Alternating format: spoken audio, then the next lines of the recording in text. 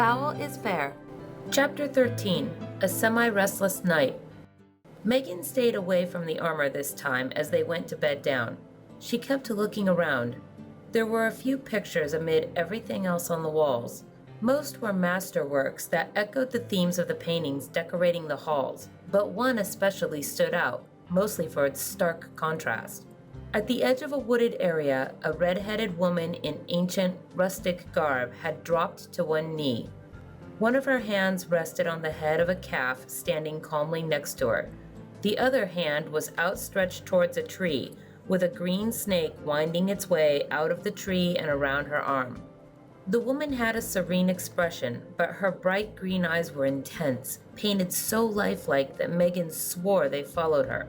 "Who's that?" she asked, even though the thought hit her that the features reminded her a little of old photos of her mother, only the oldest ones, with her hair literally and figuratively down. Megan had never known her mother to have as much life in her as the painting did. "The goddess Brigid," Kasia said, as she took the blankets folded to set herself up on the floor while Lanny and Megan shared the bed. "When Riacard was young, he knew her son." "Oh, huh. Bridget is my middle name," Megan remarked. "Of course it is," Kasia said. Megan shrugged, then canted her head slightly. "I've heard the gods mentioned a couple of times, so if fairies are real, I'm guessing some of them are too?" Were, something like that," Kasia said.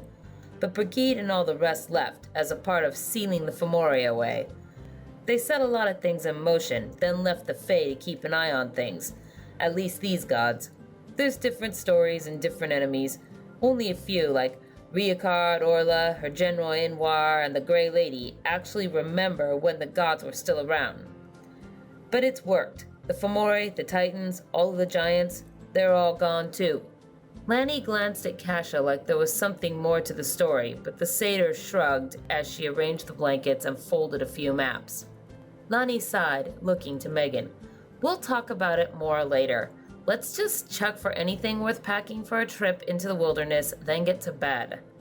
Megan agreed and resumed looking around, less interested in sleep than in learning about her father.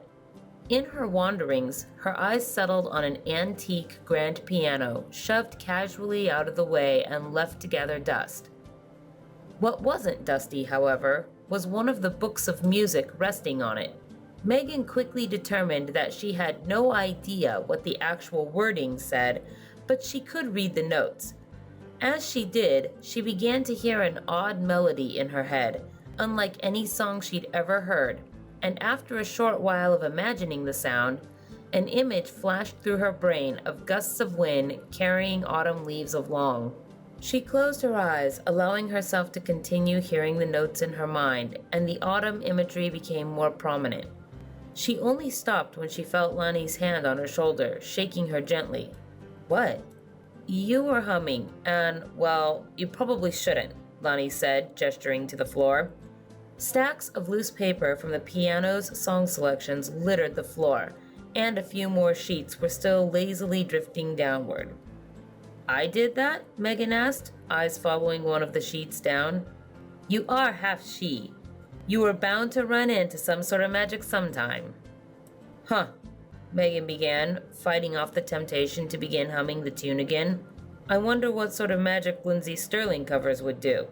"Can we not find out just now?" Lanny asked. "I'd like to sleep. Tomorrow's going to be a long, long day." "Sure, fair enough," Megan agreed, getting into the bed, but only after picking up the papers and putting the music book with the packed things. "Personally," Kasia contributed from the floor, "I think punk violinists make a kind of magic you need to find out about when you're older." Megan tried to bed down. "These are nice pillows at least," she said. "Quality pillows are very important to royalty," Aisling said, "not to mention the importance of underpillow storage and commerce."